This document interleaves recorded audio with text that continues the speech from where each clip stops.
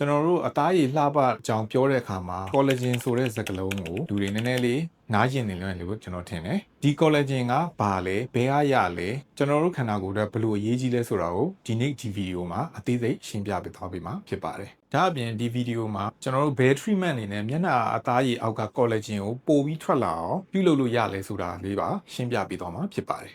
မင်္ဂလာပါကျွန်တော်အမရာရဲ့ဒေါက်တာဇေယျဖြိုးပဲဖြစ်ပါတယ်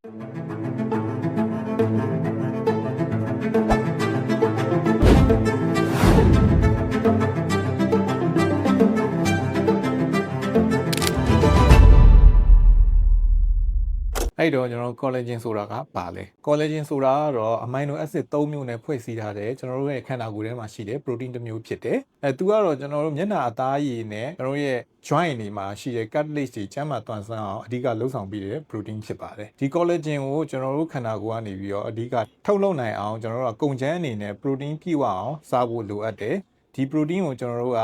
အသားငါဥအမျိုးမျိုးနဲ့ပဲအမျိုးမျိုးကနေလည်းရရှိမှာဖြစ်ပါတယ်။ဘာတွေက collagen ကိုပျက်စီးစေလို့ကျွန်တော်တို့ရဲ့အသားရည်ကကြော်တွဲကျလာရတာလေ။ပုံမှန်အားဖြင့်အသက်25နှစ်နောက်ပိုင်းမှာကျွန်တော်တို့ရဲ့ခန္ဓာကိုယ်ကနေပြီးတော့ collagen ထုတ်လွှတ်တဲ့နှုန်းကတစ်နှစ်ကို100%လောက်စီလျော့နေလာတာကိုတွေ့ရတယ်။ဒါအပြင်ကျွန်တော်တို့ရဲ့နေ့စဉ်နေထိုင်တဲ့ဘဝမှာလည်းဒီ collagen ကိုပျက်စီးစေတဲ့အကြောင်းတရားတွေအများကြီးရှိတယ်။ဒီထဲကနေပြီးတော့မှအားလုံးနေ့စဉ်မှာမှားနေတဲ့အမှားလေးတွေကိုကျွန်တော်ကပြောပြပေးတယ်မှာဖြစ်သွား။ collagen ကိုပျက်စီးစေတဲ့အကြောင်းတရားတွေကပထမဆုံးတစ်ချက်ကတော့ UV ray ဖြစ်ပါတယ်ကျွန်တော်တို့ရဲ့ဒီအရေပြားပေါ်ကိုနေရောင်ခြည်ထန်ဓာတ်ရိုက်ကျရောက်ပြီးတော့ဒီနေရောင်ခြည်တွေကနေ UV rays တွေကနေပြီးတော့ကျွန်တော်တို့ရဲ့ collagen ကိုဓာတ်ရိုက်ပျက်စီးစေတယ်ပြီးလို့ရှိရင်အချိုစားတာအများများတဲ့လူတွေဒီအချိုဓာတ်ကလည်းဒီ collagen ကိုဓာတ်ရိုက်ပျက်စီးစေတဲ့အထဲမှာလည်းပါတယ်နောက်တစ်ခုကတော့နေ့စဉ်ကျွန်တော်တို့ကြုံတွေ့နေရတဲ့စိတ်ဖိစီးမှု stress တွေဖြစ်ပါတယ်ဒါအပြင်နောက်ထပ်အချက်တွေကိုလည်းကျွန်တော်ထည့်သွင်းပြီးပြောပြပေးသွားမှာဖြစ်ပါတယ်ပုံမှန်အားဖြင့်ကျွန်တော်တို့ရဲ့ lifestyle ပေါ့အေးမဝရင်ကျွန်တော်တို့ collagen ကိုပျက်စီးစေတယ်ပြီးလို့ရှိရင်ကျွန်တော်တို့ရဲ့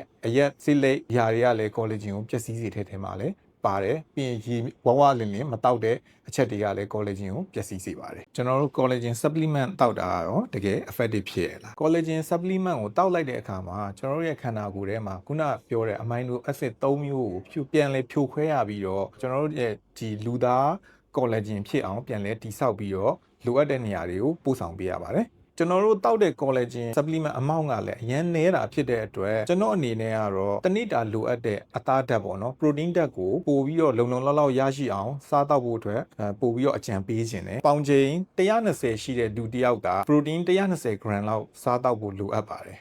ဒါမှလည်းကျွန်တော်တို့ခုနတောက်ထားတဲ့ supplement တွေမှာပါတဲ့ amino acid တွေရဲ့ကျွန်တော်တို့ရဲ့အစားတောက်ကရတဲ့ protein ကရတဲ့ amino acid တွေရဲ့ညီညီမျှမျှပြိုကွဲပြီးတော့ကျွန်တော်တို့ရဲ့ခန္ဓာကိုယ်တစ်ခုလုံးမှာရှိတဲ့အရေပြားတွေ joint တွေကိုသွားပြီးတော့ collagen ဓာတ်ကိုပေးနိုင်မှာဖြစ်ပါတယ်အဲ့ဒါကြောင့်ကျွန်တော်အနေနဲ့ collagen ဓာတ်ကိုထိမ့်သိမ့်ဖို့အတွက်အစားအသောက်အနေထိုင်ကိုဂရုစိုက်ဖို့လိုသလိုကျွန်တော်တို့ရဲ့မျက်နှာအရေပြားအောက်ထိ collagen ပြန်ထွက်အောင်လှုံ့ဆော်ပေးနိုင်တဲ့နည်းပညာ day treatment တွေနဲ့လည်း